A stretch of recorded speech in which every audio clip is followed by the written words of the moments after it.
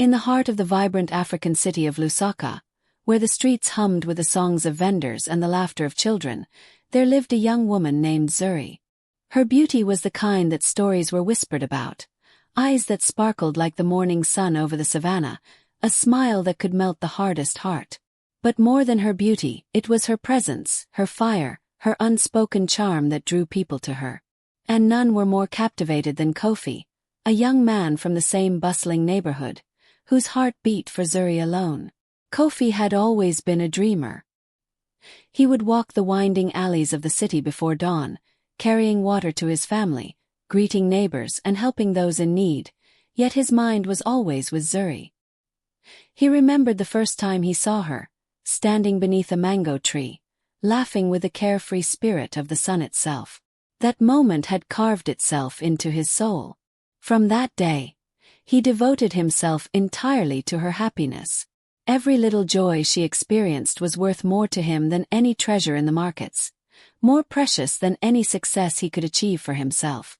Their love began like a festival, full of life, laughter, and unspoken promises.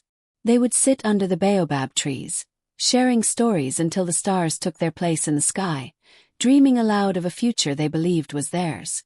Kofi would surprise her with small gifts, hand-carved bracelets, colorful beads, or notes written in the quiet of the night, each word carrying his heart in ink. And Zuri. She would laugh, a melody that seemed to harmonize with the beating drums of the city, lighting up every corner of Kofi's world.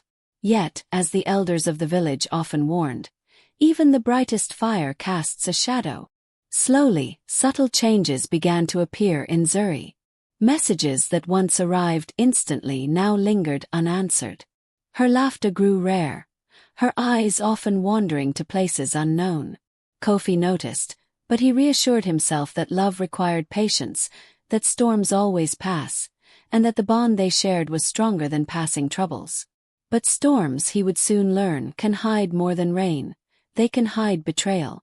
It began one afternoon when the sun was high, casting long shadows over the red clay streets.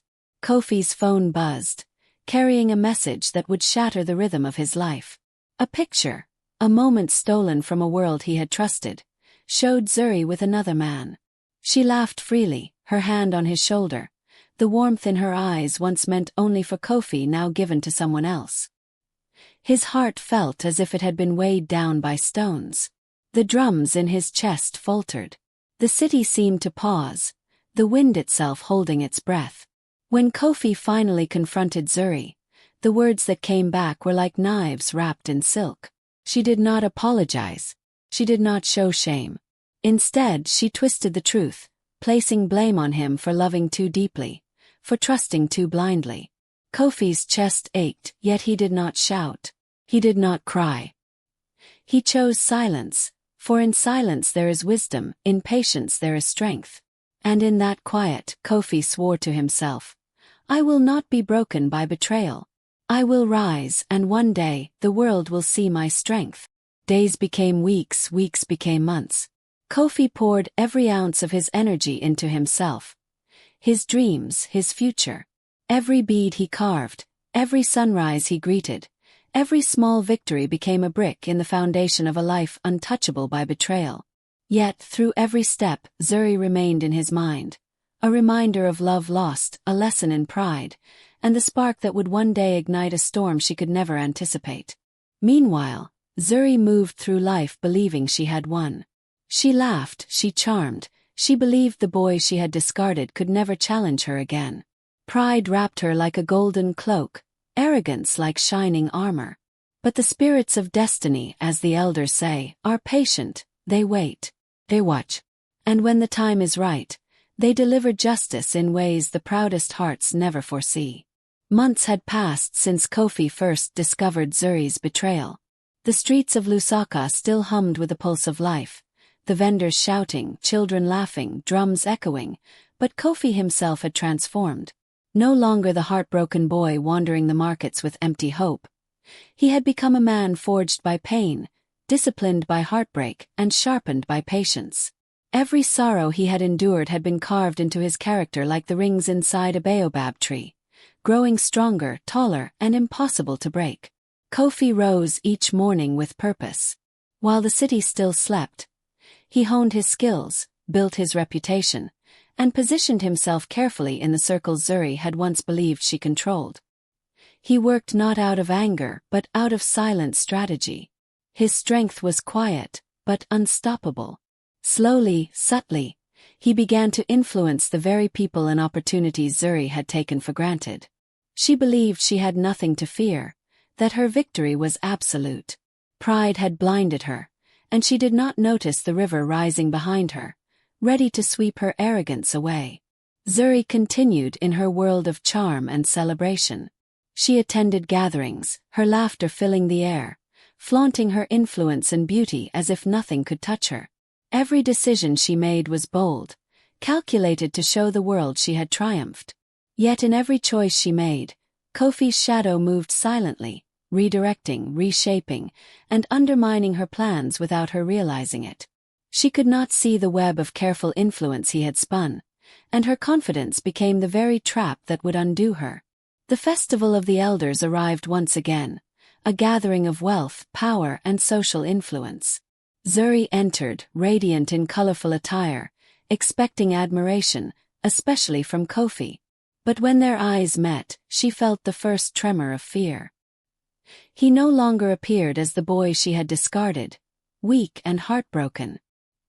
He was composed, confident, and untouchable, a man who had turned betrayal into power. Her smile faltered for the first time, and the air between them thickened with unspoken tension. Zuri tried to assert dominance, speaking loudly, laughing freely, showing off her accomplishments. But Kofi remained calm, observing, letting her pride unravel the very foundations she had built. He never raised his voice. He never humiliated her publicly. Every misstep she made, every mistake born of arrogance, played directly into his hands. Like a river slowly carving a canyon, he worked with patience and precision. Weeks passed, and the city watched quietly. Zuri's influence began to waver. Allies she had trusted hesitated. Opportunities slipped just out of her grasp. Confusion and doubt crept into her mind. She could not understand why everything she touched faltered, why the plans she thought were secure now collapsed.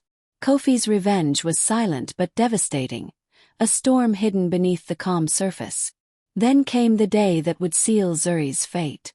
She aimed to secure a powerful social alliance, one she believed would make her untouchable in the community. The gathering was grand, filled with influential figures. Zuri walked in with all the pride of someone convinced of victory. But Kofi was there too, not as a guest, not as a subordinate, but as a key figure controlling the very network she sought to dominate. As the event unfolded, every plan Zuri had meticulously crafted began to crumble. Allies faltered, support evaporated, opportunities vanished. The crowd whispered in astonishment. Zuri, radiant only moments before, now looked pale, a creeping panic spreading through her heart. She had underestimated him entirely. The boy she had betrayed, the man she had believed powerless, now held the power she had long coveted. Kofi approached her, calm and dignified. He did not shout nor accuse nor raise his voice. He merely smiled, a smile carrying the weight of all he had endured, all he had built, and all the strength he had gathered from heartbreak. Every eye in the room understood. This was a man transformed, a force beyond measure, and Zuri could not touch him. Pride, which had been her weapon, became her prison. Her arrogance had blinded her to the man who had quietly risen, shaped by patience and strategy. Kofi's victory was not loud, not theatrical. It was the triumph of a heart tempered by betrayal, a mind sharpened by pain, and a spirit unbroken by heartbreak. As the sun dipped below the horizon, painting the city in gold, Kofi walked away. The streets buzzed with life, the drums echoing, but he moved with a quiet confidence, a man who had survived the storm and emerged victorious. Zuri watched from behind, a bitter realization settling in. She had lost more than love. She had lost control, influence, and the respect of those who mattered most. The elders would later tell the story as a lesson. True power often comes not from anger or confrontation, but from patience, strategy, and the ability to rise stronger than ever before. Kofi had won not by force, but by mastering the quiet, relentless strength that betrayal cannot break. Zuri would remember the lesson for the rest of her life. Underestimate a heart once broken, and you will find it stronger than you ever imagined.